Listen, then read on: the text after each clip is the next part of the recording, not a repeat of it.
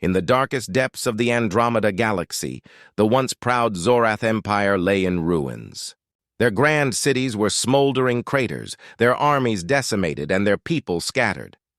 The ruthless Varkian horde, a nomadic and savage race known for their unrelenting conquests, had swept through the Zorath worlds with a brutality that left no room for hope.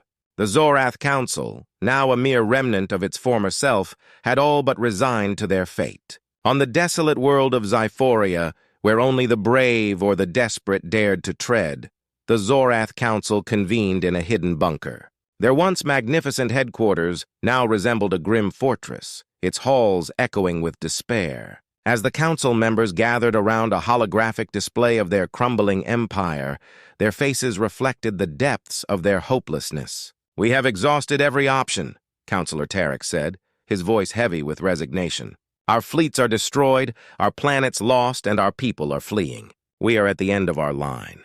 The rest of the council nodded in somber agreement, their eyes fixed on the flickering image of the Varkian horde's warships circling their remaining worlds like vultures. The Varkians were relentless, their cruelty matched only by their efficiency. It seemed that no one could stand against them. Suddenly, a crackling transmission cut through the somber silence. The holographic display flickered, and a new image appeared, an alien vessel unlike anything the Zorath had ever seen. Its sleek design, coupled with an aura of quiet menace, suggested advanced technology far beyond anything in the Zorath arsenal. Councillor Elira, usually the most optimistic among them, stared at the image with a mixture of curiosity and skepticism. "What is this? Another enemy?" "No," Tarek replied, his eyes narrowing. "This ship bears no markings of the Varkian horde. It might be our last hope."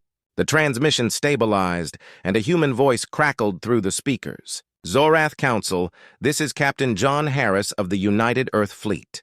We've come in response to your distress signal." The Zorath Council members exchanged bewildered glances. Earth? Humanity?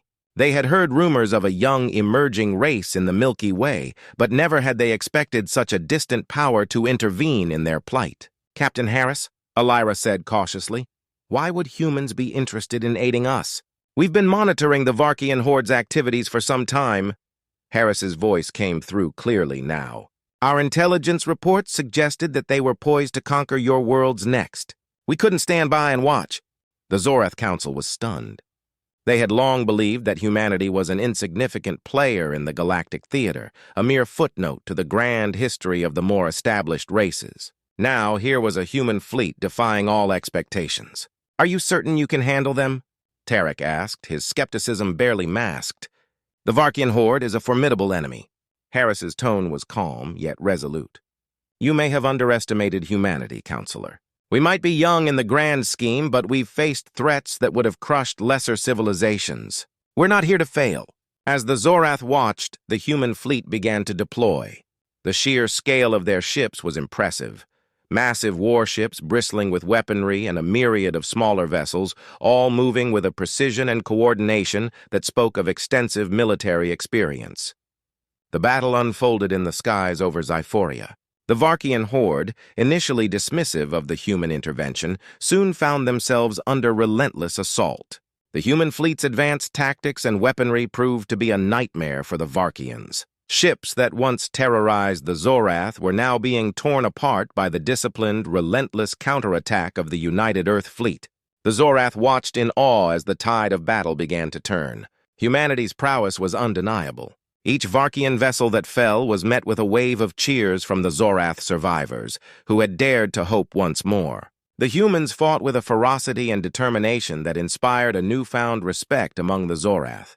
Their ships, sleek and agile, seemed to dance through space, evading Varkian fire while delivering devastating blows. As the last of the Varkian ships were driven away or destroyed, the Zorath Council gathered once more. Their expressions had transformed from hopelessness to astonishment and gratitude. "Captain Harris," Elira began, her voice filled with genuine admiration, "we cannot thank you enough. Your intervention has saved what was left of our people." "It was our pleasure," Harris responded with a smile. "We're glad to help those in need. It's what we do." The Zorath, once resigned to their extinction, now stood on the precipice of a new dawn thanks to the unexpected intervention of humanity. Their faith in the galaxy's balance was restored, and their hope rekindled. They realized that despite their dire situation, they were not alone. As the Zorath began to rebuild their shattered world, they would always remember the day when all hope seemed lost, and it was humanity that came to their rescue. The legend of the United Earth Fleet's arrival would become a tale of hope and courage, inspiring countless generations to come. In the grand tapestry of the galaxy, humanity had carved out its place, not just as a young and emerging power, but as a beacon of hope for those in their darkest hour. "You said